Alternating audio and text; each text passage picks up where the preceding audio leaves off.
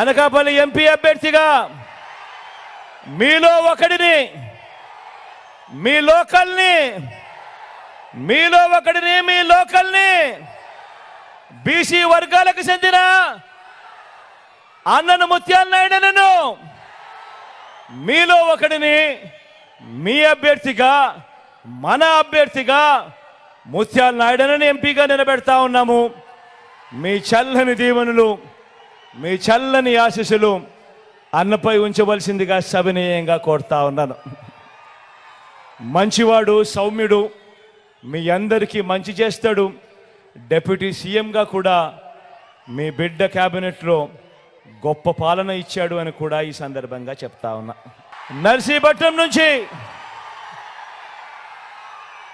గణేష్ నిలబెడతా ఉన్నాడు.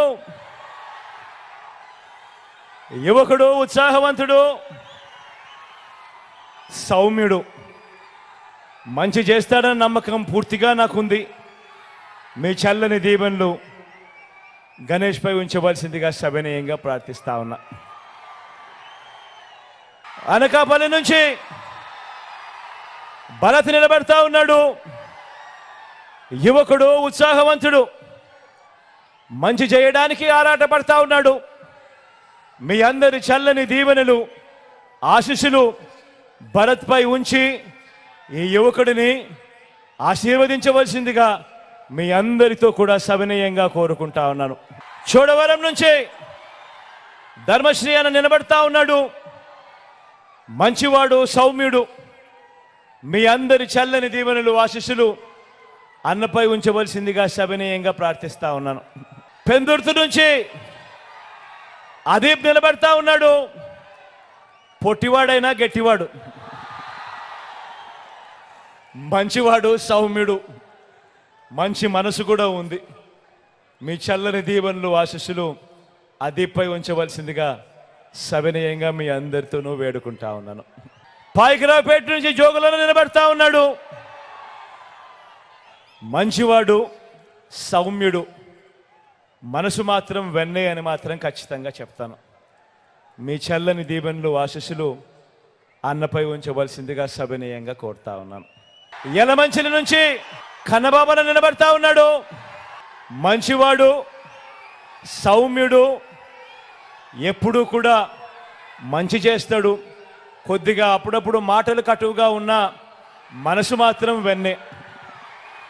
కన్నబాబన్నపై మీ చల్లని దీవెనలు, ఆశీస్సులు ఉంచవలసిందిగా సవినయంగా ప్రార్థిస్తా ఉన్నా. మాడుగుల నుంచి నా చెల్లెలు అనురాధమ్మ నిలబడతా ఉంది. మంచి చేస్తుంది, మంచి చేయడానికి ముందుకొచ్చింది.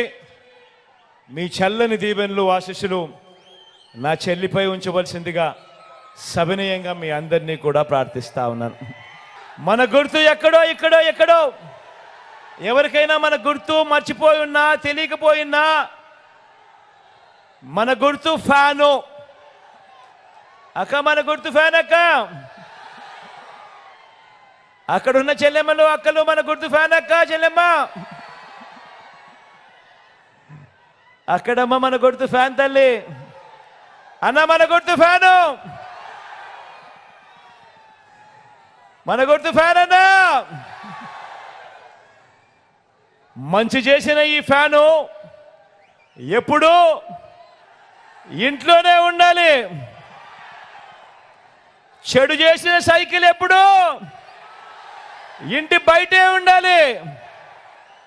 తాగేసిన టీ గ్లాస్ ఎప్పుడూ సింక్లోనే ఉండాలి.